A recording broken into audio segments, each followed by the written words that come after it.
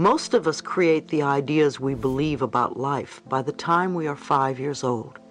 We add a little bit more when we are teenagers, and maybe a tiny bit more when we're older, but very little. If I were to ask most people why they believe such and such on any subject, and they trace it back, they would discover that they made a certain decision about the subject by the time they were this young age. So we often live in the limitations of our 5-year-old consciousness. It was something we accepted from our parents, and we still live under the limitations of our parents' consciousness. Even the most wonderful parents in the world didn't know everything and had their own limitations. We say what they said and do what they did. You can't do that or that won't work. However, we don't need limitations, as important as they may seem. Some of our beliefs may be positive and nourishing. These thoughts serve us very well all of our lives, such as look both ways before you cross the street, or fresh fruits and vegetables are good for your body. Other thoughts may be useful at a young age, but as we grow older, they are no longer appropriate. Don't trust strangers, for instance, may be good advice for a small child. As adults, to perpetuate this belief only creates isolation and loneliness. The good news in all of this is that we can always make adjustments all the time. The moment we say, I can't, or it won't work, or there's not enough money, or what would the neighbors think, we are limited. This last expression is a significant obstacle for us. What will the neighbors or my friends or co-workers or whoever think? It's a good excuse. Now we don't have to do it because they wouldn't do it and they wouldn't approve. As society changes, what the neighbors think changes also. So to hold on to this assumption doesn't make sense.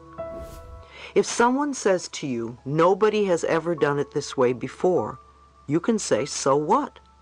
There are hundreds of ways of doing something, so do it the way that's right for you. We tell ourselves other absurd messages such as, I'm not strong enough, or I'm not young enough, or I'm not old enough, or I'm not tall enough, or I'm not... How often have you used the last one? Because I'm a woman, I can't do this, or because I'm a man, I can't do that. Your soul has no sexuality. I believe you agreed upon your sexuality before you were born, to learn a spiritual lesson. To feel inferior because of sexuality is not only a poor excuse, but also another way to relinquish your power. Our limitations often stop us from expressing and experiencing the totality of possibilities. I don't have the right education. How many of us have let that one stop us? We want to realize that education is something set up by groups of people who say, you can't do such and such unless you do it our way. We can accept that as a limitation, or we can go beyond it.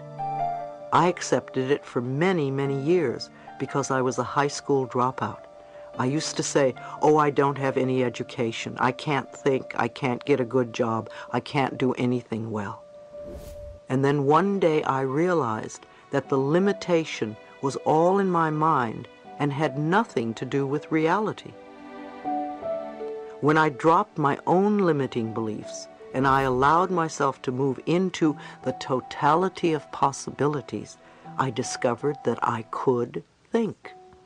I discovered that I was very bright and I could communicate. I discovered all sorts of possibilities, which when viewed from the limitations of the past seemed impossible. Limiting the potential within us. Then there are some of you who think you know it all. The trouble with knowing it all is that you don't grow and nothing new can come in. Do you accept that there is a power and an intelligence greater than you? Or do you think that you are it, you in your physical body?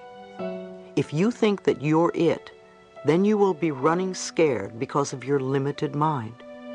If you realize that there is a power in this universe that is far greater and wiser, and you are part of it, Then you can move into the space where the totality of possibilities can operate.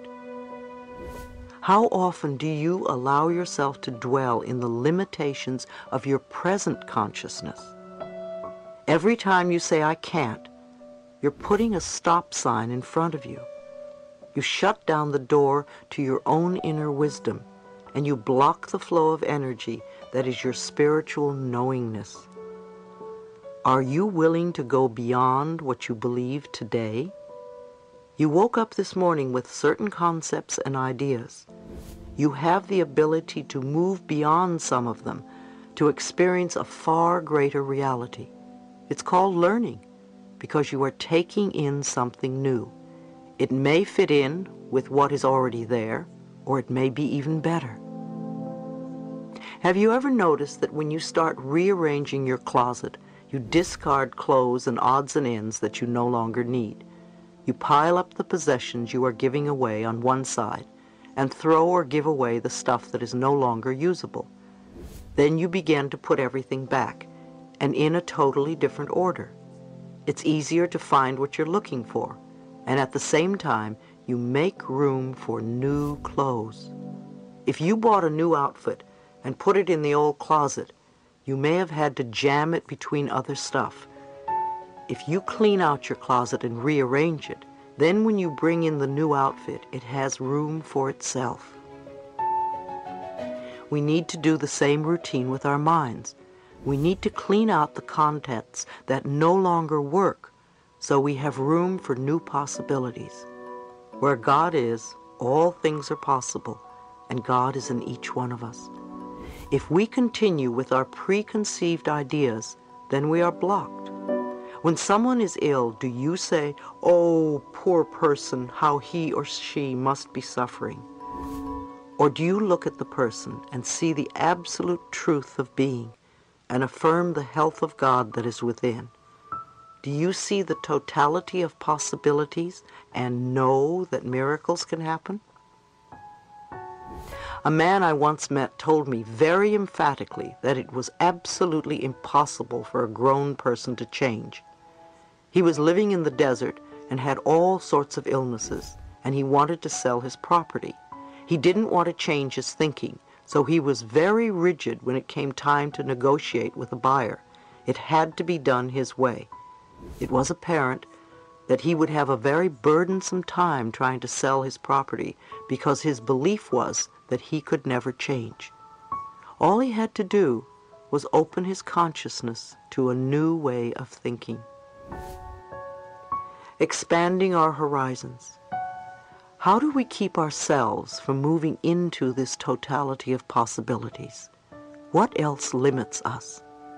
All our fears are limitations. If you are frightened and you say, "I can't, it won't work," what will happen? Fearful experiences will come back. Judgments are limitations.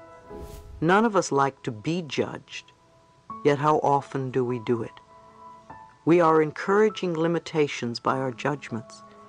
Every time you find yourself judging or criticizing, no matter how small, remind yourself that what goes out comes back. You may want to stop limiting your possibilities and change your thinking to something wonderful.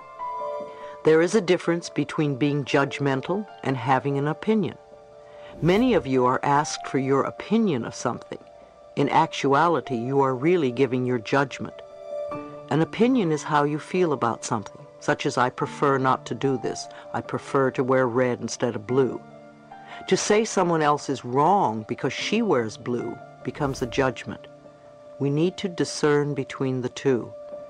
Remember, criticism is always making yourself or someone else wrong.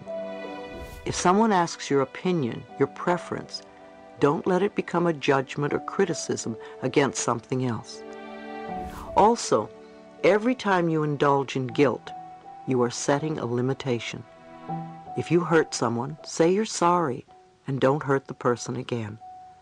Don't walk around feeling guilty, because it keeps you locked out from experiencing your good and has nothing to do with the reality of your true being. When you are unwilling to forgive, you limit your growth. Forgiveness allows you to right a wrong in your spiritual self, to have understanding instead of resentment, to have compassion instead of hatred. Look at your problems as opportunities for you to grow. When you have problems, do you see only the restrictions of your limited mind thinking? Do you think, oh, poor me, why did this happen to me? You don't always have to know how situations are going to work out. You do need to trust the power and presence within, which is far greater than you are. You need to affirm that all is well and everything is working out for your highest good. If you open yourself to the possibilities when you have problems, you can make changes. Changes can happen in incredible ways, perhaps ways you could not even imagine. We've all been in situations in our lives where we've said, I don't know how I'll work this out. It seemed like we were up against a brick wall, and yet we are all here now, and we've worked through whatever it was. Maybe we didn't understand how it happened, yet it did happen. The more we can align ourselves with the cosmic energy, the one intelligence, the truth and power within us, the quicker those wonderful possibilities can be realized. Group consciousness. It is essential that we leave our limited thinking and beliefs behind and awaken our consciousness to a more cosmic view of life. The development of higher consciousness on this planet is happening at a rate far faster than ever before. The other day I saw a graph that just fascinated me.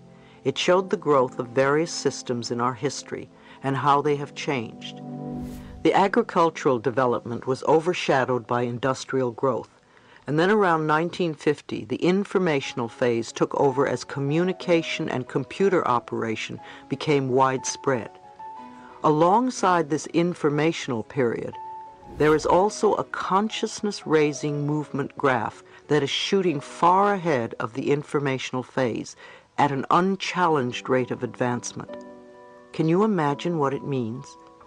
I do a lot of traveling, and wherever I go, I see people who are studying and learning. I've been to Australia, Jerusalem, Egypt, London, Paris, Amsterdam, and everywhere I go, I meet large groups of people who are searching for ways to expand and enlighten themselves. They are fascinated by how their minds work, and they are using their wisdom to take control of their lives and their experiences.